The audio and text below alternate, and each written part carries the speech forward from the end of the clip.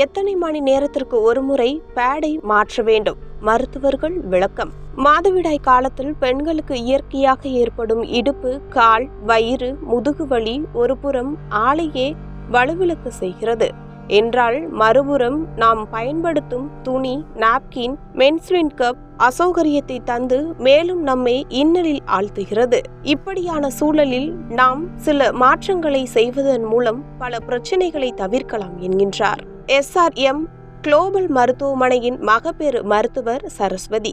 நாப்கினை எத்தனை மணி நேரம் வரை பயன்படுத்தலாம்? பீரியட்ஸின் போது வரும் அலர்ஜியை தடுப்பது எப்படி? மென்சுரலின் கப் சிறந்ததா?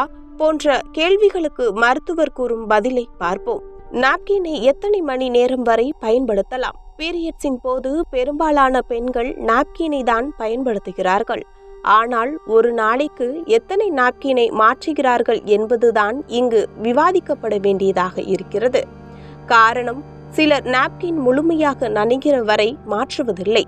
சிலர் இரவில் படுக்க செல்லும் போது வைக்கும் பேடை அடுத்த நாள் குளிக்கும் வரை மாற்றுவது கிடையாது. ப்ளீடிங் அதிகமாக இருந்தாலும் குறைவாக இருந்தாலும் ஒவ்வொரு 4 முதல் 6 மணி நேரத்துக்குள் பேடை கண்டிப்பாக மாற்றியாக வேண்டும் என்கிறார் மகப்பேறு மருத்துவர் சரஸ்வதி. இல்லையென்றால் அலர்ஜி, அரிப்பு போன்ற பிரச்சனைகள் ஏற்படும் என எச்சரிக்கிறார். காட்டன் மற்றும் சிந்தட்டிக் பேட், ரசாயனம் கலந்த நறுமணங்கள் நிறைந்த சிந்தட்டிக் என பல வகையான நாப்கின்கள் தற்போது மார்க்கெட்டில் கிடைக்கின்றன.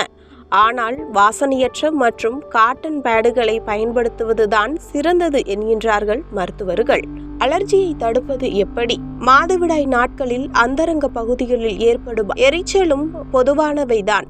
இந்த சமயங்களில் டஸ்டிங் பவுடர், தூங்குவதற்கு முன்னதாக ஆன்டி ஃபர்மர் கிரீம் பயன்படுத்தலாம். ரசாயனம் இல்லாத நாப்கின்களை பயன்படுத்த வேண்டும். மேலும் உள்ளாடைகளை தளர்வாக அணிவதன் மூலம் இந்த பிரச்சனைகளில் இருந்து விடுபடலாம்.